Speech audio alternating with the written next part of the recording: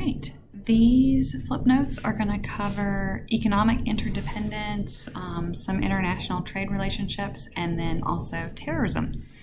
So economic interdependence means that economically, through our trade and that sort of thing, the global community is interdependent. We rely on other countries. No countries, or very, very, very few situations, can one specific country do everything they need to do economically without trading with other people, whether it be for resources or using them as markets or whatever. Rapid transportation, trains and planes and shipping, instant communication with not just the transformation into the telephone, but also as we think about cell phones and access to anywhere in the world instantaneously, computer networks, the internet, the computers, that sort of thing. There's a lot less hindrance to trade internationally, so it's a lot easier as a whole global community to make those trade deals happen in a way that is beneficial for both the buyer and the seller. A key term to note is multinational corporations. Those are companies that have a business in more than one country. So literally anything that you can get here that you can also get, say, in Canada or Mexico or Europe or whatever. So McDonald's and Coke and that sort of thing. But also if you think about like t-shirt companies and how your clothing is manufactured in a different country and that sort of thing, all of those would be multinational corporations because they're operating in more than one country. You have to know about NAFTA. NAFTA is the North American Free Trade Agreement. It's a trade relationship between the United States, Canada, and Mexico. President Trump has been very anti-NAFTA, so it's been in the news frequently. It was also in the news when I was in elementary school because it was being created under the Clinton administration. But it's supposed to create this trade relationship between us, Canada, and Mexico that alleviates tariffs, it alleviates the taxes on imports and exports within the three countries to promote trade in North America. And it's what a lot of Canadian and Mexican infrastructure and factory systems rely on. Ours not so much because we've branched out to a lot of other countries as well, but it's very important to the economy of those other countries. Another international organization we need to know about is the WTO, the World Trade Organization, which is involved in maintaining positive trade relationships around the globe. If you can tell from the map, all of the green countries participate in the World Trade Organization. The blue of Europe just notes that yes, France has a relationship with the World Trade Organization, but so does the European Union. It has its own trade relationship, so those countries are represented twice. The yellow countries are observers. They will recognize the rulings of the World Trade Organization and follow the recommendations, but they don't have a person that sits there on the board, or in the organization rather, that you can see in the picture on the bottom where they meet. And then the non-members, you do have a couple of countries that are non-members. Somalia stands out to me, as well as over here. You've got North Korea right in the Sea of Green that's not trading internationally with the World Trade Organization because they don't do a lot of international trade. So basically the World Trade Organization is intended to level the playing field between big, powerful countries and the developing world to make sure that trade relationships are even. And if there's any international disputes about trade, there who would hear those as a court system. All right, the International Monetary Fund operates like a World Bank.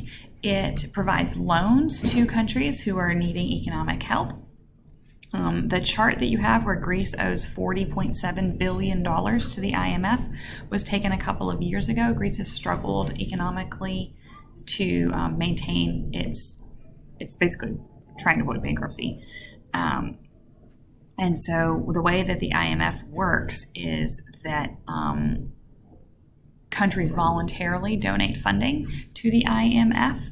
And then you can apply for loans. And if you notice, we've donated billions of dollars to the International Monetary Fund to keep the world economy going. The other thing is economic interdependence has led to international organizations for regions, most notably the European Union. In the news right now is Brexit, where Britain is trying to get out of the European Union, but all the countries in blue were members of the European Union. They have a lot of them, not all of them, but a lot of them use the same dollar. They use the euro to trade, so you don't have to change money when you go from Spain to France and worry about currency changes and that sort of thing, which is very helpful. And it also operates so that the countries argue as a whole for things like trade agreements and taxes and that sort of thing. It's made things a lot more simple for travel and for trade in Europe. All right, moving on to terrorism. Terrorism affects the entire world, obviously. It is prevalent in both countries that are developed and developing. Generally, though, terrorism happens by a person who feels oppressed or by a person who feels like a minority group is attacking them. So it can be either the minority group doing the attacking or the majority group, depending on the situation. And terrorism is defined as the calculated use of violence to attain a political or religious goal. Religious extremism is a big cause of terrorism. We see a lot in the news about Muslim terrorism, but know that terrorism doesn't always apply that way. There was a bombing that happened in Oklahoma City in the 90s that was a terrorist act that had nothing to do with religion. It was a white guy from, I don't know where it was from, the Midwest, who blew up a federal building. It was government political terrorism. It wasn't religious at all. And a lot of the mass shootings that we have in our country, like Las Vegas, those are terrorist acts as well, not being committed by Muslims. They're being committed by white Christian men. So know that terrorism is not just the Islamic extremism, but it's a lot of different categories of people. The KKK is classified as a terrorist group that has had a lot of actions, less frequently now, but obviously in the mid-1900s, they were very, very frequently attacking and using terrorist activities. So you have to know a couple of things specific to terrorism. Obviously 9/11, which we've talked about in class already. You have car bombings and suicide bombers and airline hijackings as ways in which terrorism, some of the ways in which terrorism is conducted. And these are pictures down here of the firemen raising the flag at Ground Zero in New York, the Twin Towers. And this is the Pentagon, where a plane struck the Pentagon and a helicopter flying over on 9/11. The one you don't know necessarily much about is the Munich Olympics. The Munich Olympics were in the 1970s in Germany. It was the Summer Olympics, and members of the Israeli Olympic team, so the Jewish country of Israel, were kidnapped by a Muslim terrorist organization. They were held hostage in front of the international community and ultimately were assassinated by their attackers. They were Palestinian Muslims who were trying to get rid of the country of Israel, if I'm being honest.